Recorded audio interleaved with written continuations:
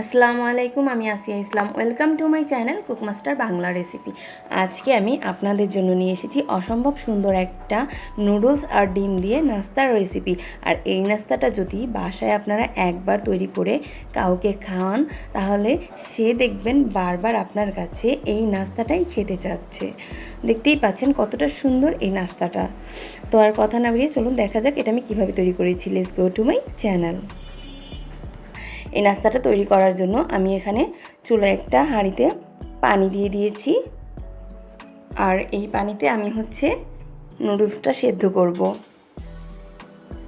আমার পানিটা ফুটে গেছে। এখন আমি এর মধ্যে 2 প্যাকেট নুডলস দিয়ে দিচ্ছি। আপনারা আপনাদের পরিমাপ অনুযায়ী কমিয়ে বাড়িয়ে নেবেন। আমার 2 প্যাকেট পরিমাণ রান্না করলেই হয়ে যাবে, ওই জন্য আমি 2 প্যাকেটই নিয়েছি।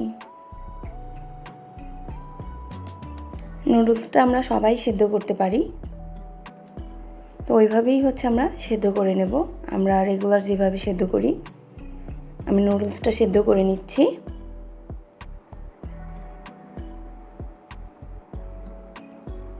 আর আমার ভিডিওটা যদি দেখতে দেখতে আপনাদের কাছে ভালো লেগে থাকে, অবশ্যই আমার ভিডিওতে একটি লাইক করে দিবেন আর আমার চ্যানেলটাকে সাবস্ক্রাইব করে আমার পাশে থাকবেন।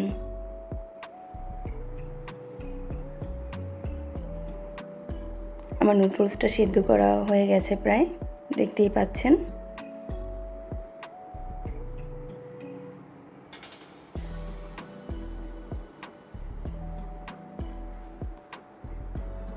এখন আমি নুডলস থেকে পানিটা ঝরিয়ে নেব।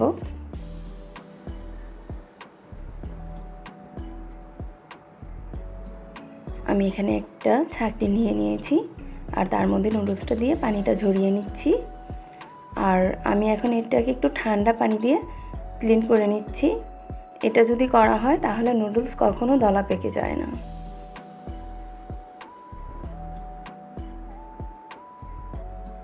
এখন আমি পানিটা ফেলে তারপর এটাকে ঝরা দিয়ে রাখছি, যেন সমস্ত পানিটা ঝরে যায়। আর এখানে আমি একটা বাটি নিয়ে নিয়েছি আর নিয়েছি 2টা ডিম। রুম টেম্পারেচারে থাকা 2টা ডিম নিয়েছি। আপনাদের যদি ফ্রিজে থাকে ডিমগুলা, কম হলেও 30 মিনিট আগে আপনারা বের করে রাখবেন। তাহলে আপনারা যেই কোনো নাস্তা বা যেই কাজেই ব্যবহার করেন না কেন, ডিমটা আপনাদের পারফেক্টভাবে হবে। আর যদি আপনারা ফ্রিজ থেকে বের করে সাথে সাথে করতে যান, তাহলে ওই জিনিসটা আপনাদের পারফেক্টভাবে হবে না। আর আমি নুডলসের মধ্যে ডিম 2টা দিয়ে দিয়েছি। আর নুডলসের যে মশলা থাকে, এখন ওই 2টা আমি দিয়ে দিচ্ছি। আপনারা যেই কয় প্যাকেট নুডলস ব্যবহার করবেন, ওই প্যাকেটগুলোতে যেই কয় প্যাকেট মশলা থাকবে সেগুলো ব্যবহার করবেন। আর এখানে আমি দিয়ে দিয়েছি স্বাদ মতো লবণ আর দিয়ে দিয়েছি 1/3 কাপ ময়দা। আপনারা চাইলে আটাও ব্যবহার করতে পারেন, আমি ময়দাটা ব্যবহার করছি।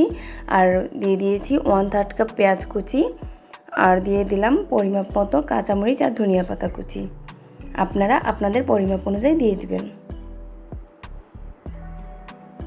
আর দিয়ে দিলাম 1/2 চা চামচ হলুদের গুঁড়ো আর দিয়ে দিচ্ছি 1/2 চা চামচ মরিচের গুঁড়ো। এখন দিয়ে দিচ্ছি 1/2 চা চামচ জিরার গুঁড়ো আর দিয়ে দিলাম 1/2 চা চামচ চাট মশলার গুঁড়ো। এখন আমি এটাকে ভালোভাবে হাতের সাহায্যে মিক্সড করে নেব। আপনারা একটু সময় নিয়ে ধৈর্য ধরে হাতের সাহায্যে এটাকে ভালোভাবে মিক্সড করে নেবেন। আপনারা অবশ্যই বাসায় এটা ট্রাই করবেন। আর ট্রাই করে কিন্তু আমাকে কমেন্ট বক্সে কমেন্ট করে জানাতে ভুলবেন না। আর আপনারা যদি আমার কাছে অন্য কোনো রেসিপি চান, সেটাও কমেন্ট বক্সে কমেন্ট করে জানাবেন।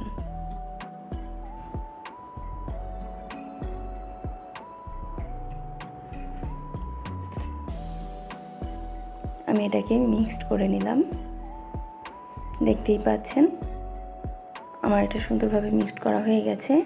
এখন আমি চুলায় একটা প্যান বসিয়ে দিয়েছি আর এর মধ্যে 2 চামচ পরিমাণ সয়াবিন তেল দিয়ে দিয়েছি। আপনারা চাইলে এটাকে ঘি বা বাটার দিয়েও ভেজে নিতে পারেন, তাতেও খুব ভালো একটা ফ্লেভার পাবেন। আমি তেল দিয়েই ভেজে নিচ্ছি সহজে। বাসায় যেটা আছে সেটা দিয়েই।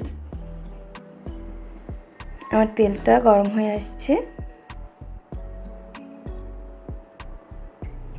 তেলটা যখন একটু ভালোভাবে গরম হয়ে আসবে, এর পর্যায়ে আমি এর মধ্যে দিয়ে দেব আমার সেই মিক্সড করা নুডলসগুলো। ওইটাকে আমি একটু ভালোভাবে বাটি থেকে নামিয়ে দিচ্ছি একটা প্যাচেলারের সাহায্যে।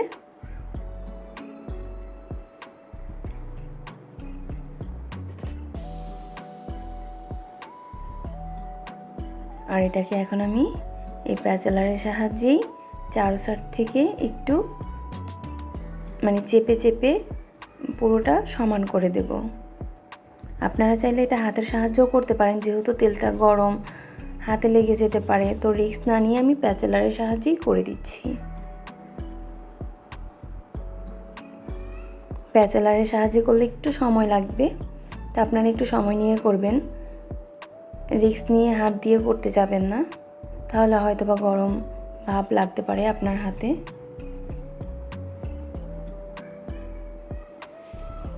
আমার এটা সমান করা হয়ে গেছে। এখন আমি একটা ঢাকনার সাহায্যে এটাকে ঢেকে রাখছি। আর চুলোটাকে মিডিয়াম করে দেবেন, হাই হিট করবেন না, তাহলে কিন্তু পুড়ে যাওয়ার সম্ভাবনা থাকবে। আমি এটাকে ঢেকে 2 মিনিটের মতো সেদ্ধ করে নিয়েছি। আর একটা প্যাচেলারের সাহায্যে আমি এখন একটু উঠিয়ে দেখলাম যে আমার নিচটা প্রায় কুক হয়ে গেছে কিনা। আমার নিচের অংশটা কুক হয়ে গেছে। যদি ভালোভাবে কুক হয় তাহলে আপনি 2টা প্যাচেলারের সাহায্যে এভাবে আলতো হাতে এটাকে উল্টে দেবেন। আর যদি প্রপার ভালোভাবে কুক না হয় তাহলে কিন্তু এটা ভেঙে যাবে।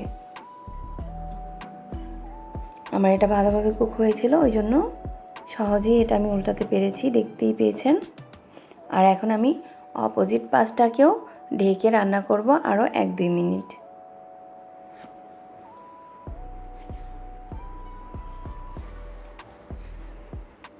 আমি অপর পাশটাকেও ঢেকে রান্না করেছি আরও 2 মিনিটের মতো, এটা যেন ভালোভাবে সেদ্ধ হয় ওই জন্য। এখন আমি একটা প্লেটের মধ্যে উঠিয়ে নিচ্ছি। আর এখন আমি এটাকে সার্ভ করব। এটা একটু আমি আপনাদেরকে কেটে দেখাচ্ছি। আমি একটা ছুরির সাহায্যে কেটে দিচ্ছি। আমার এটা কিন্তু একদম গরম, আমার হাতে সময় কম, ওই জন্য আমি গরমটাই কেটে নিচ্ছি। আপনারা একটু ঠান্ডা করে নেবেন। আর আপনারা চাইলে পিৎজা কাটার দিয়েও এটাকে কেটে নিতে পারেন। এখন এটাকে সসের সাহায্যে বা মেয়োনিজের সাহায্যে আপনারা যদি পরিবেশন করেন, যে খাবে সে বারবার আপনার কাছে এই নাস্তাটাই খেতে চাইবে। দেখতেই পাচ্ছেন আমি এটাকে একদম পিৎজার মতো করে ছোট ছোট স্লাইস করে কেটে নিয়েছি। তো আপনারা সবাই ভালো থাকবেন, আমার জন্য দোয়া করবেন। আল্লাহ হাফেজ, বাই বাই বন্ধুরা।